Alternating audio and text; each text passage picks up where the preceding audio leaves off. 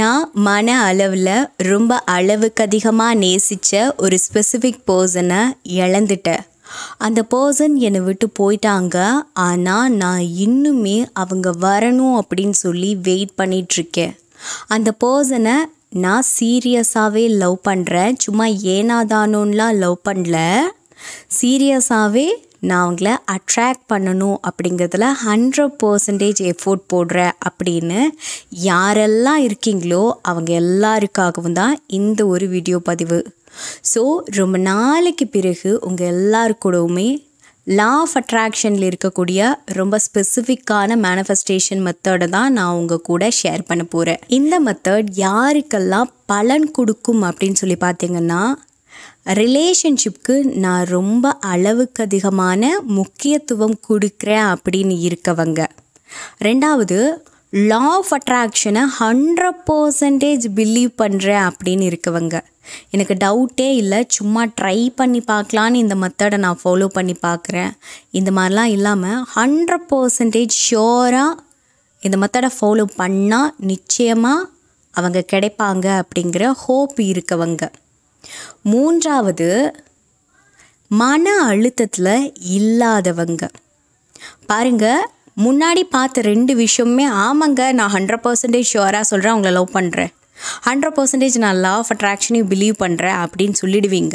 ஏன்னா கரண்ட் சுச்சுவேஷனில் உங்கள் மனசில் அதிகமான தாக்கம் இருக்குது அப்படின்னா வேணும் வேண்டாம் அப்படின்னு கேட்டால் வேணும்னு தான் தோணும். ஓகேங்களா? ஏன்னா பிரச்சனைக்கு நடுவில் இருக்கும்போது அவங்க கிடைச்சாதான் நமக்கு தீர்வு அப்படிங்கும்போது நிச்சயமாக வேணும்னு தான் தோணும். ஆனால் நல்லா புரிஞ்சுக்கோங்க, அந்த ஸ்டேட்டில் நீங்கள் எப்படி இருக்கீங்க அப்படின்னா மன அழுத்தத்தில் இருக்கீங்க. ஸோ இந்த மாதிரியான ஸ்டேஜில் நீங்கள் இருந்துக்கிட்டு இந்த மெத்தடை நீங்கள் ஃபாலோ பண்ணிங்கன்னா நிச்சயமாக உங்களுக்கு இந்த மெத்தடு ஹெல்ப் பண்ணாது. அப்போது எப்படி இருக்கணும் அப்படின்னா, மனம் ரொம்ப அமைதியாக இருக்கணும், ரொம்ப சந்தோஷமாகவும் இருக்கணும். அப்படி இருக்கும்போது எனக்கு இந்த ரிலேஷன்ஷிப் ரொம்ப அவசியம் வேணும், லா ஆஃப் அட்ராக்ஷனை நான் 100% ஷோராக பிலீவ் பண்ணுறேன் அப்படின்னு இருக்கவங்களுக்கு தான் இந்த ஒரு மெத்தட் பலன் கொடுக்கும். மற்றவங்க யாராவது பார்த்துட்ருக்கீங்க அப்படின்னா தெரிஞ்சு வச்சுக்கோங்க. அதுக்கு பிறகு நீங்கள் மன அழுத்தத்துலேருந்து கொஞ்சமாக வந்துடுவீங்க வெளியில். வந்ததுக்கு பிறகு நீங்கள் இந்த மெத்தடை கண்டிப்பாக ஃபாலோ பண்ணலாம். நிச்சயமாக இந்த மெத்தட் உங்களுக்கு ஹெல்ப் பண்ணும். ஓகேங்களா? சரி, ஓகே. ரிலேஷன்ஷிப்பில் இருக்கவங்க மட்டும்தான் இந்த மெத்தடை ஃபாலோ பண்ணணுமா அப்படின்னு சொல்லி கேட்டிங்கன்னா அப்படி மட்டும் இல்லை. ஜாபுக்காகவும் இந்த மெத்தடை நீங்கள் யூஸ் பண்ணிக்கலாம். அதாவது கவர்மெண்ட் ஜாபோ, இல்லை நீங்கள் ஒரு ஏதோ ஒரு விஷயத்துக்கு ட்ரை பண்ணிகிட்ருக்கீங்க, ஏதாவது ஒரு போட்டிக்கு அந்த மாதிரி ட்ரை பண்ணிகிட்ருக்கீங்க அப்படின்னாலும் சரி, நீங்கள் இதை ஃபாலோ பண்ணலாம். அடுத்து பிஸ்னஸ்க்காக 100% நீங்கள் இந்த மெத்தடை ஃபாலோ பண்ணலாம். கண்டிப்பாக ஷுவராக சொல்கிறேன், நல்ல ஒரு ரிசல்ட்டை உங்களுக்கு கொடுக்கும். ஏன் அப்படின்னா என்னுடைய பர்சனல் கிளாஸ் ஸ்டூடெண்ட்ஸ்க்கு நிறைய பேருக்கு இந்த மேனிஃபெஸ்டேஷன் மெத்தடை நான் ஷேர் பண்ணியிருக்கேன். சரி, ஓகே. இந்த மெத்தடை ஃபாலோ பண்ணுறதுக்கு உங்களுக்கு என்னெல்லாம் தேவை அப்படிங்கிறத பார்த்துடலாம். முகம் பார்க்கக்கூடிய கண்ணாடி குட்டி சைஸாக இருந்தால் போதுமானது. ஃபேஸை மட்டும் பார்க்குற அளவுக்கு இருந்தால் போதுமானது. ரெண்டாவது, சில்வர் டம்ளர். ஓகேங்களா? சில்வர் டம்ளர் தான் வேணும், கண்ணாடி டம்ளர் எடுத்துக்குவா அப்படின்னு கேட்காதீங்க. சில்வர் டம்ளர் தான் மஸ்ட் இம்பார்ட்டண்ட். அடுத்தது, நிலத்தடி தண்ணீர், போர் வாட்டர். டம்ளர் முழுக்க எடுத்துக்கோங்க, சிந்தாத அளவுக்கு நீங்கள் எடுத்துக்கிட்டால் போதுமானது. இப்போது எப்படி ஃபாலோ பண்ணணும் அப்படிங்கிறத சொல்லிடுறேன்.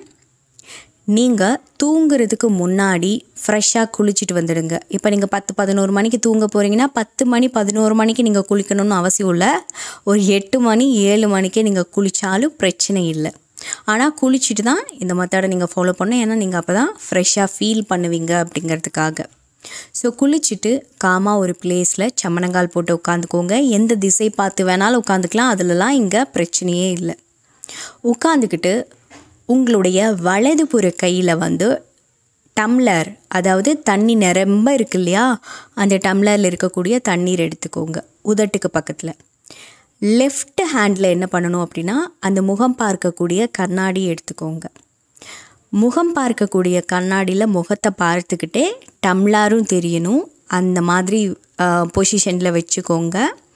வச்சுக்கிட்டு நான் சொல்லக்கூடிய வார்த்தைகளை 21 முறை நீங்கள் உச்சரிக்கணும். எடுத்துக்காட்டு நான் சொல்கிறேன் பாருங்கள். உங்களுக்கு உங்களுடைய ஹஸ்பண்டை அட்ராக்ட் பண்ணணும். உங்கள் ஹஸ்பண்ட் வந்து உங்களோட பேச்சை கேட்கணும். இல்லை நீங்கள் லவ் பண்ணுற பர்சன் வந்து உங்களை இக்னோர் பண்ணுறாங்க, அவங்கள நீங்கள் அட்ராக்ட் பண்ணணும். அல்லது பணம் அட்ராக்ட் பண்ணணும், அல்லது பிஸ்னஸ் அட்ராக்ட் பண்ணணும். ஏதோ ஒரு நீடு இருக்குது அப்படின்னா, ஒரு எடுத்துக்காட்டுக்கு பாருங்கள். உங்களுடைய ஹஸ்பண்டோட பேர் பாலாஜின்னு வச்சுக்கோங்க. உங்கள் பார்ட்னருடைய பேர் பாலாஜின்னு வச்சுக்கோங்க. ஒரு எடுத்துக்காட்டுக்கு தான் சொல்கிறேன். அந்த பேரை உச்சரித்து பாலாஜிக்கும் எனக்கும் திருமணம் நல்லபடியாக நடைபெற்றது. பாலாஜியும் நானும் மிக சந்தோஷமாக வாழ்க்கையை வாழ்ந்து கொண்டிருக்கிறோம். எங்களது திருமணம் மிக நன்றாக நடைபெற்றதில் நான் மகிழ்ச்சி அடைகிறேன். இந்த அழகான தருணத்தை எனக்கு கொடுத்த பிரபஞ்சத்திற்கு நன்றி அப்படின்னு சொல்லிட்டு 21 டைம்ஸ் ரிப்பீட்டடாக நீங்கள் இதை உச்சரிக்கலாம். ஒரு வேளை ஃப்ளோவில் உங்களுக்கு வரல அப்படின்னு சொன்னால் எழுதி கூட வச்சுக்கோங்க. அவங்களோட பேரை கிட்டத்தட்ட 2-3 தடவையாவது உச்சரிக்கணும். அடுத்தது இந்த திருமணம் வேணும், உங்களுக்கு காதல் தான் வேணும்னா அதையும் 2 தடவை 3 தடவையாவது நீங்கள் சொல்லணும். ஓகேங்களா? எங்களுக்கு திருமணம் முடிந்து விட்டது, நாங்கள் இந்த திருமண வாழ்க்கையை நிம்மதியோடு வாழ்கிறோம். ஓகேங்களா? நிறைய பேரை வந்து நான் சொல்லுவேன், சந்தோஷமாக நாங்கள் வாழுறோன்னு சொல்லுங்கள் பார்க்கலான்னு. சந்தோஷமாக நாங்கள் வாழுறோன்னு அசால்ட்டாக சொல்லுவாங்க. அப்படிலாம் இல்லை. யார் பார்க்குறா நம்மளை சுற்றி? நல்லா அழுத்த திருத்தமாக சொல்லுங்கள், நான் சந்தோஷமாக இருக்கேன், நான் ரொம்ப ரொம்ப ரொம்ப ரொம்ப நிம்மதியாக இருக்கேன் அப்படின்னு சொல்லி அழுத்த திருத்தமாக சொல்லுங்கள். அப்போ தான் ஒரு வைப்ரேஷன் ஒன்று உருவாகும். பாருங்கள், சோகமாக இருக்கவங்க இதை ஃபாலோ பண்ணிங்கன்னா உங்கள் மனசுக்குள்ளே இருக்கக்கூடிய அந்த ஆதங்கம், அந்த வன்மமானது தான் கண்ணாடியிலையும் சரி தண்ணிக்குள்ளேயும் சரி பிரதிபலிக்கும். ஸோ அதனால் நல்ல பாசிட்டிவான மென்டாலிட்டிக்கு வந்துட்டு அதற்கு பிறகு நீங்கள் இதை ஃபாலோ பண்ணுங்கள். அப்போ தான் இது ஹெல்ப் பண்ணும். இல்லை நான் சோகமாக தான் இருப்பேன், சும்மா நான் அதை உச்சரிக்கிறேன் அப்படின்னா உங்கள் வார்த்தைகளால் வந்து பலனே கிடையாது. அந்த வார்த்தைகளை நீங்கள் உபயோகப்படுத்தும் போது உங்கள் மனசில் அதிர்வுகள் ஒன்று உருவாகணும். ஸோ சந்தோஷமாக இருக்கும்போது மட்டும்தான் உண்மையான அதிர்வுகள் உருவாகும். நீங்கள் எங்கிட்ட போய் சொல்லிடலாம், இல்லை சுற்றி இருக்கவங்க எல்லார்கிட்டையும் போய் சொல்லிடலாம் நான் ஹாப்பியாக தான் இருக்கேன் அப்படின்னு. பட்டு தண்ணிக்கிட்டேயும் மிரர்கிட்டையும் உங்களால் போய் சொல்லவே முடியாது. இப்போது அந்த டம்ளர் என்ன பண்ணணும், அந்த தண்ணி என்ன பண்ணணும், அந்த கண்ணாடி என்ன பண்ணணும் அப்படிங்கிறத சொல்கிறேன். ஒரு அமைதியான பிளேஸ் நம்ம வீட்டில் எல்லாரோட வீட்லேயுமே இருக்கும், நம்ம பெட்ரூமில் கூட இருக்கும். இந்த பிளேஸில் வந்து என் மனசுக்கு பிடிச்ச சில பொருட்களை இங்கே தான் நான் வச்சுருப்பேன் அப்படின்னு ஒரு பிளேஸ் இருக்கும். எடுத்துக்காட்டுக்கு நான் பார்த்தீங்கன்னா ஒரு புத்தர் சிலை வந்துட்டு என்னுடைய கபோர்டில் ஒரு அழகான பிளேஸில் நான் எப்போவுமே வச்சுருப்பேன். ஓகேங்களா? ஸோ அந்த மாதிரி உங்களுக்கு ஒரு கம்ஃபர்டபுளான பிளேஸ்னு ஒன்று இருக்கும் இல்லையா, அந்த பிளேஸில் அந்த தண்ணீர் அப்படியே வச்சுட்டு கண்ணாடி இருக்கு இல்லையா, அந்த மிரர் ஃபேஸை பார்த்தீங்கள்ல, அந்த மிரரை தண்ணியை பார்த்தாப்புல கவுத்து வைங்க. ஓகேங்களா? மிரர் வந்து அந்த தண்ணீரை பார்க்கணும், அந்த மாதிரி கவுத்து மூடி வச்சுடுங்க. மூடி வச்சுட்டு ரிலாக்ஸ்டாக தூங்க போங்க. நல்லா நிம்மதியாக தூங்கி எழுந்துறீங்க. மன அழுத்தத்தோடு நீங்கள் இதை ஃபாலோ பண்ணால் தூக்கம் வராது, அதையும் நான் சொல்லிடுறேன். ஸோ மன அழுத்தம் இல்லாத டைமில் இதை ஃபாலோ பண்ணிவிட்டு நிம்மதியாக தூங்குங்க. காலையில் எழுந்திரிச்ச உடனே ப்ரஷ் பண்ணுறேன் குளிக்கிறேன் இதெல்லாம் வேண்டாம், அப்படியே போயிட்டு அந்த மிரரை எடுத்து மறுபடியும் கண்ணாடி பார்த்துட்டு மறுபடியும் அந்த மிரரை ஒரு சேஃபான பிளேஸில் வச்சுட்டு தண்ணியை குடிச்சிடணும். ஓகேங்களா?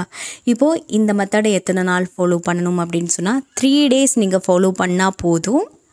உங்களுடைய அந்த ஸ்பெசிஃபிக் பர்சன் ரொம்ப சீக்கிரமாகவே உங்கள் லைஃப்பில் நிச்சயமாக வருவாங்க. அந்த 3 daysக்குள்ளேயே உங்களுக்கு நிறைய சேஞ்சஸ் தெரியும். அங்கேருந்து சில சைன் எல்லாம் உங்களுக்கு கிடச்சிருக்கும்.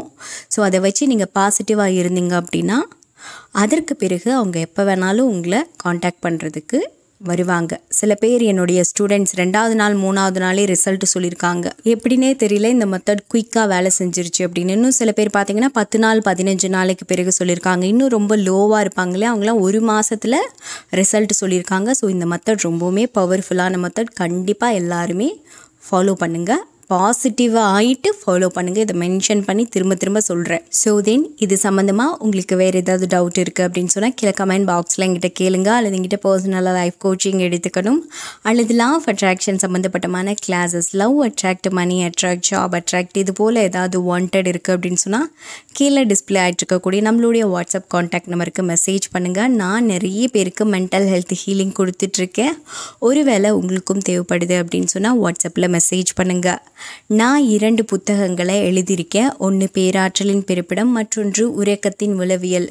இந்த 2 புத்தகங்களையும் நீங்கள் வாங்கி படிக்கணும் அப்படின்னு நினைக்கிறீங்கன்னா புத்தகத்துடைய லிங்க்கு கீழே டிஸ்கிரிப்ஷனில் கொடுத்துருக்கேன். மறக்காமல் புத்தகத்தை வாங்கி படிச்சுட்டு உங்களுடைய கமெண்ட்ஸை எங்கிட்ட ஷேர் பண்ணுங்கள். தேங்க்யூ.